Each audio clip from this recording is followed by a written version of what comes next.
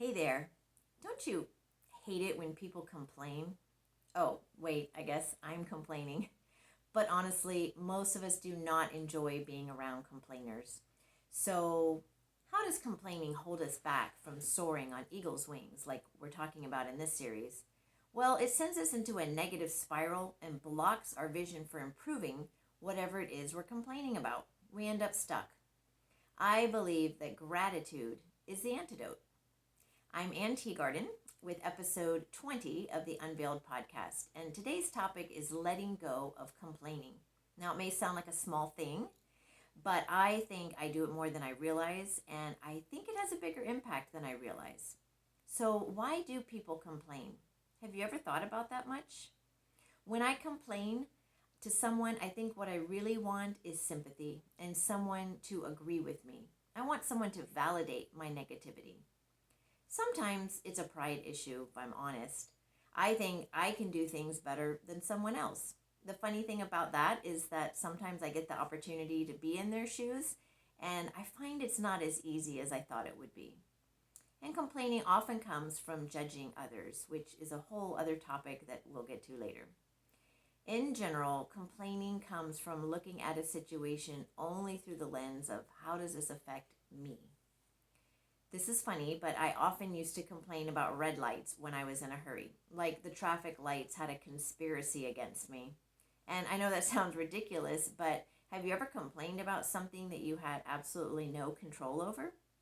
One day, God showed me this was just impatience. If I left late, that was my problem, and there was nothing I could do about it once I had left. Being late would be my fault, not the traffic light's fault.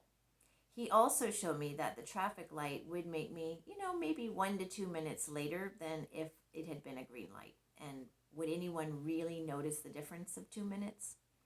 Could I just be grateful for the traffic lights that keep the roads safe? In fact, the other day, my son was 5 minutes late to school because a traffic light was completely out. So actually, the red and green lights do make it faster in the end. And what about the people who are in the car with me? If I allow a red light to steal my joy and audibly complain and fume over it, am I stealing the joy of everyone around me?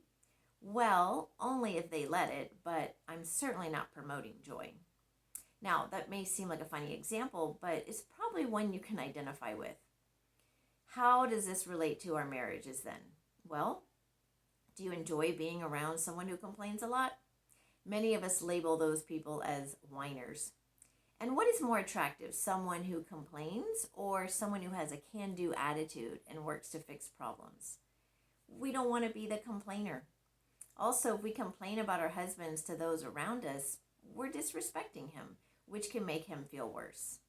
And if we complain about him to his face, he may feel defeated.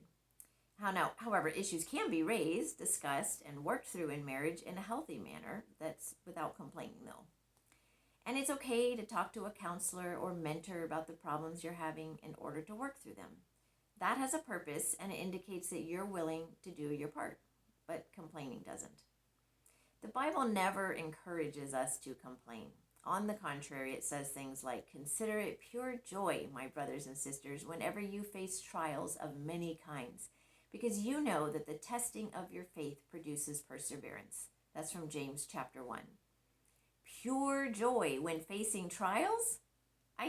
The Bible is so opposite of the world. But I think that's a good thing.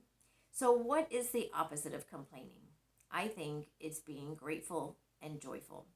1 Thessalonians 5:16-18 has a similar message to James 1. It says, "Rejoice always, pray continually, give thanks in all circumstances, for this is God's will for you in Christ Jesus." Rejoice always. Give thanks in all circumstances. What if we did? What kind of person would we be?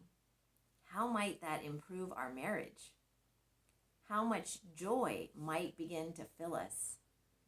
How might that empower us and make us soar? Can you envision it? Let's do it. This week, let's turn it around. Instead of complaining about something you don't like, stop and ask yourself, what can I be thankful for? Find something, even if it's small, and give thanks for it. You can also ask, what is God doing in this situation? And that can give you a new perspective as well. Once we have given thanks and stopped the negative thought train, then it's time to ask yourself, is there anything that I can do about this? If the answer is no, then let it go and focus on gratitude, kind of like the red light illustration. Is it yes? Then make a plan and put it into action. Here's an example. If I ask my husband to do something for me, I can complain that he's procrastinating on it and not getting it done. But that does little to motivate him. Then we're both irritated. Instead, I can be thankful that my husband has the skills to do what I'm asking, and it will probably save us money. Gratefulness. What can I do about this? I can go to him and thank him that he is willing to do this job for me and tell him how grateful I am for that. Then I can ask if he knows when he might be able to get around to it. If I need it done by a certain time, then I can discuss that with him. I could ask if there's anything I could do to help. Order parts, find a YouTube video on fixing it, etc. But then ultimately I have to choose patience. I also would like to point out, full confession, that often my husband asks me to do something and I don't get around to it for a while. He asked me to sew up a seam in a t-shirt, and it sat on my dresser for about 2 months before I finally paid my daughter $5 to sew it up, along with something else. Oops. I have found that when I step back and think about it, I am often complaining about something that I myself do, which is pretty humbling.